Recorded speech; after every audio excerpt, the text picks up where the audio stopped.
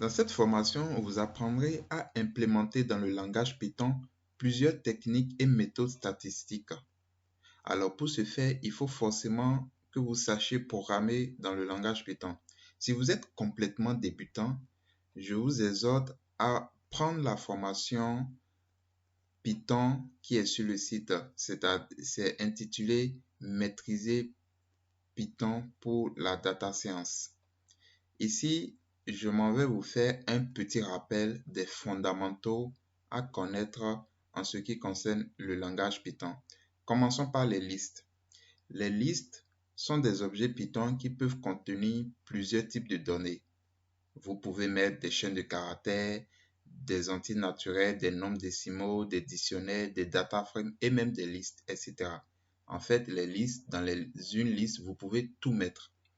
Dans Python, les listes se définissent par ce symbole-là. Voilà, le double crochet. Donnons un exemple de liste. Je dis liste égale et je vais mettre ces éléments. 19, Paris, 7.5, neige. Voilà, je peux tout mettre dans une liste comme je l'ai dit en introduction. Je peux même mettre une liste, d'accord? Là, je mets une liste riz, tomate,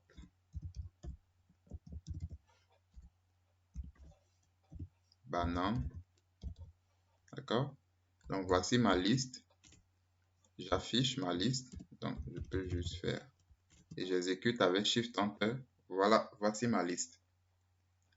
Si je veux récupérer le premier élément de cette liste-là, vous savez que dans Python, tous les objets sont indexés par leur position et l'indexation commence par 0.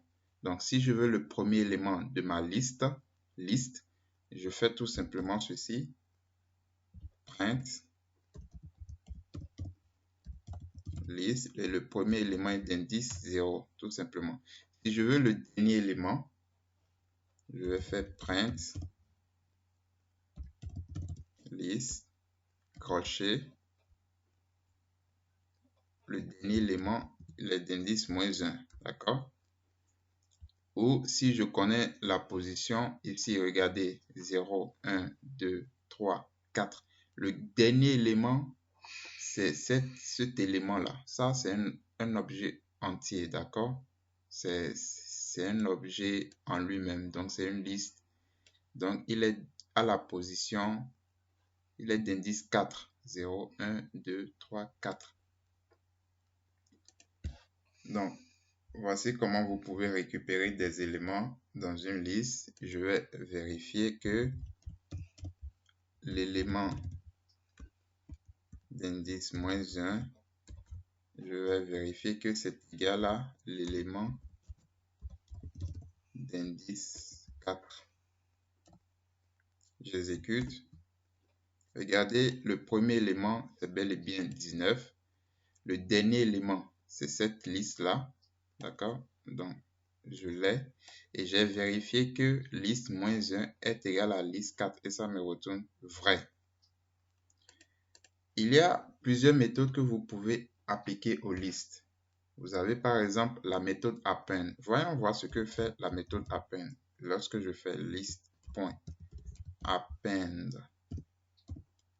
5, j'exécute.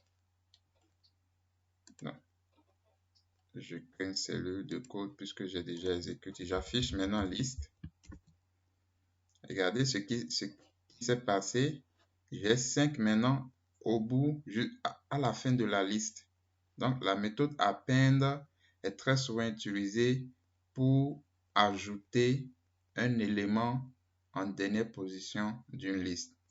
Et vous pouvez aussi utiliser append dans une boucle for.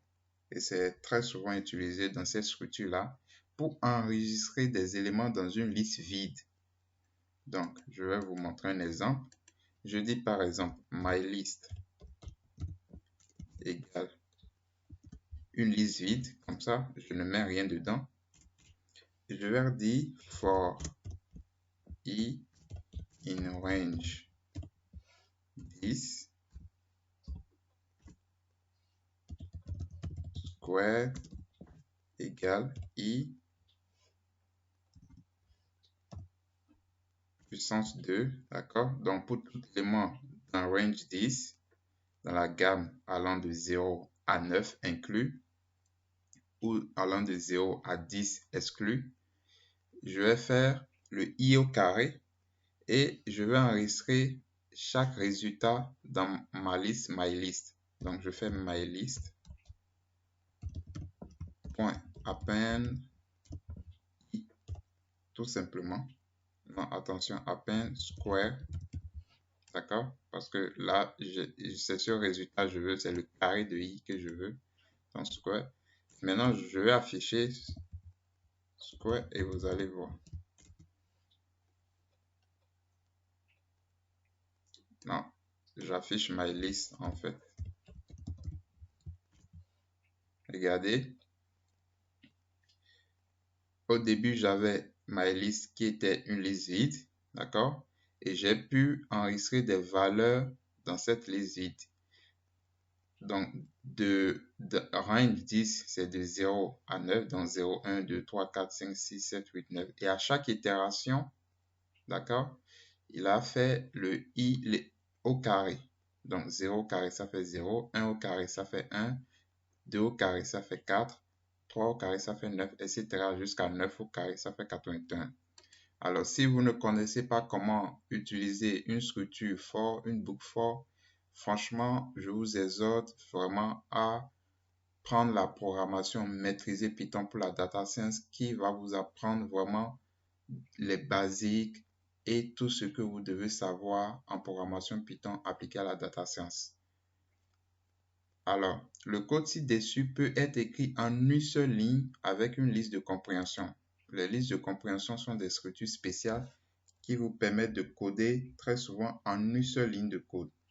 Donc, un exemple, je vais réécrire ce code-là, obtenir le même résultat, mais cette fois-ci en l'écrivant en une seule ligne. Donc, je vais faire MyList 2, par exemple, égale, je dis I au carré, attention, pour tout I dans range 10, tout simplement. Et j'affiche MyList 2. Ouais, j'ai le même résultat, mais je l'ai écrit juste en une seule ligne de code comme ceci. D'accord? Et je peux vérifier que MyList et MyList 2 sont équivalentes. MyList égale MyList 2. Ça me retourne vrai. Donc, vous voyez comment vous pouvez utiliser les listes de compréhension. La méthode insert est utilisée pour insérer des éléments dans une liste à une position donnée. Supposons que je veux insérer, d'accord, que je veuille insérer l'élément New York, donc la ville de New York, à la deuxième position dans liste. Donc, je fais tout simplement list.insert.